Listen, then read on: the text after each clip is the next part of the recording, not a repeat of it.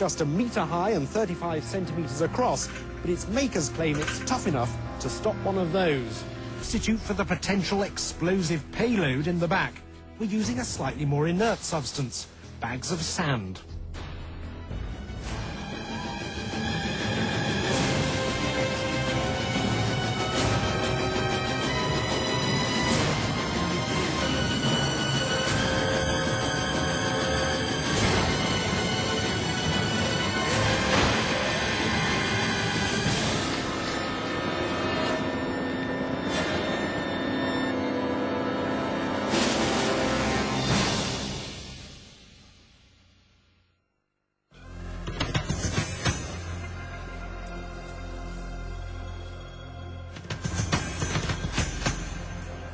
The truck is stopped dead. Though the cab and a shower of debris carries on forward, there's no way it would be going anywhere after this.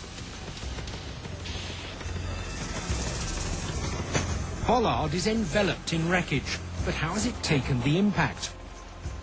Amazingly, it looks totally intact.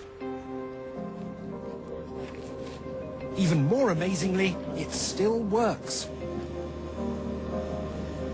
The test is a complete success.